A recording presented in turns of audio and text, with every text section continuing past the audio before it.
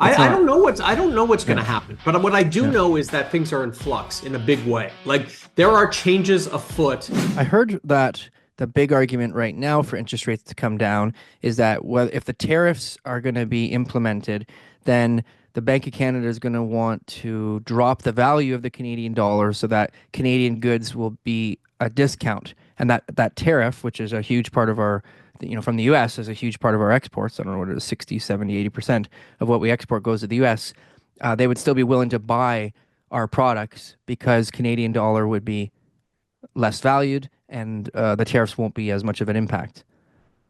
You know, the fun part about being in real estate is that you're asked to speak about a bunch of stuff and half the stuff you don't know about, You don't and know about it. definitely how 25% tariffs are going to interrelate to our interest rate given a crashing real estate market. And at the same time, like it's so far beyond all of our ballywick at this point. Like I get Mhm. it. I get it. What you said made sense there, It was Keith. David Like, Rosenberg who said it, but I mean, like again, this is just like speculation. It's I not. don't know what's going Yeah, to happen, but what I do yeah. know is that things are in flux in a big way. Like there are changes afoot that will have effect, and what that effect is, I don't know. But you know, there's other features like people say like, oh, the Canadian dollar is so weak.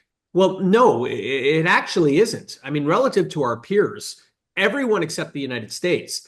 Our dollar's doing exactly what it always does relative to Australia, relative to New Zealand, relative to Europe, relative to the United States. Every single one of these currencies has plummeted. Globally, we are exactly where we need to be vis-a-vis our peers. The problem is that over the past couple of years, the American economy has skyrocketed. It has been on fire, and it is doing way, way, way, way better than its peers. And because of that, that market heft is now affecting us as it is every other Western democracy that exists. And then Japan, Korea, everyone relative to the American dollar is faltering. But, Hmm. we happen to sleep next to that giant, and it affects us disproportionately. And what now happens, given that that giant has woken up and has its eye trained on Canada and saying we're coming for you?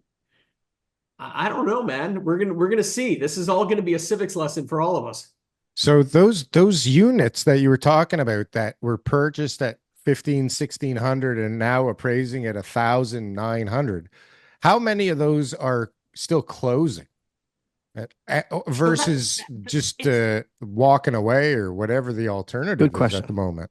That's an excellent question. And it's the question that I think a lot of builders don't want asked, or at least they don't want people to think that there is a problem that is substantive enough that it starts affecting their bottom line.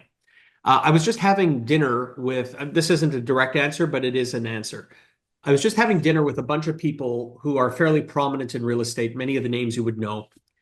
And we were all having a discussion that the next thing that happens that will be substantive to our industry is when a builder fails to have enough closings at a building such that it can actually have a turnover to its owners. And the general consensus was that as we approach 2027 being the year when we're finishing off the height of the bubble, 2022 purchases finishing in 2027, the general consensus was that as we approach 2027, that's going to happen. And whether it happens this year or next, most people were kind of weighing towards fall of this year, seeing that happen for the first time. What that means in a macro sense and in an answer to your question is it's definitely happening, and it's happening with greater and greater frequency. I see it happening. The amount of default letters that are being thrown to my office are now up significantly. When I say significantly, remember, it's starting from a base of pretty much zero. So significantly within reason. But it is the case that quite a few people are defaulting is now seen as an option.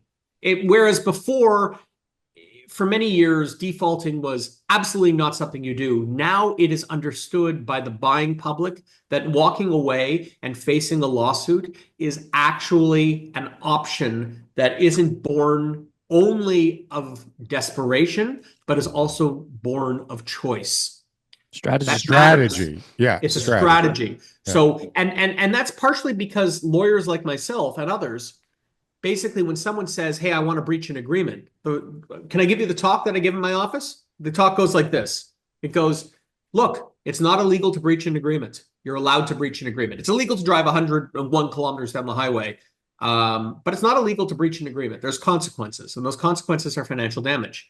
So given that you're going to experience financial damage, period, because that effectively took place when you signed your agreement of purchase and sale at $1,600 a square, and it's now $900. And all we're talking about is how to crystallize that damage. Let's take a look at what it looks like to close the deal versus breach the agreement.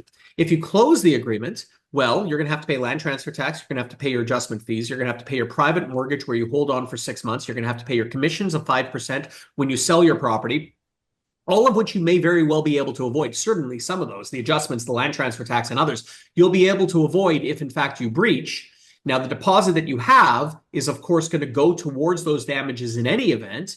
And so now let's do it a pro forma where we take a look at this, reasonably assume what the actual net price of the property is. And now you can make a business decision as to whether or not to go away. And the moment that you start structuring it that way, and more lawyers and other financial advisors are talking this way, it doesn't become, oh God, I need to go through with this at all costs. I need to remortgage my houses. Instead, it's, okay, I understand what the litigation risk is. I understand that this is the way it will play out. I understand that I might be able to effect a settlement. I can probably challenge the damage claim that they're going to put in. And if I can actually make enough of a muss of it in court, they may have the obligation to settle. And at the end of the day, it's going to net me more to ultimately breach this agreement. I will have netted more if I breach this agreement than ultimately if I closed on this agreement. And then I'm in hot to the banks who will for sure sue me. And so that sort of analysis goes on at our office every single day. And because more and more of those discussions are taking place and it's becoming a bit more socially acceptable to do this, we're entering into a new mental framework for purchasers in Ontario. That's Interesting. not good. Yeah. Well, no, I think that's great advice. I think that's why you're a leading, voice in the legal world in Toronto, right? Is because these type of things, how many guys who've been sitting behind their desk for 30 years are going to give that advice? They all beat the same drum. That's not YTK. It's because every single the week I wear this undersized shirt and this red It's jacket, not. and they're like, I'm this telling guy, you, this guy. the guys who are out there who've been doing law forever don't know how to be able to get out of these deals, and they just Right. they just tell their clients, figure it out. They're running little paper mills trying to get legal closings done without actually even knowing who their clients are. And you got a good strategy here to be able to actually save people money. Are you looking for the best merch store on the planet? Well, we got the shit for you. Coming in at low prices where we barely make any money off of whatsoever, you can get the greatest real estate merchandise on this platform. Just look at this very flamboyant man putting on this great stuff. He looks great, he's dancing great, and boy does he look sexy in that merchandise. I tell you, buy this for anybody, you buy this for yourself. You will be not only repping the greatest Canadian real estate podcast in this world, but you will also be looking hella good doing it.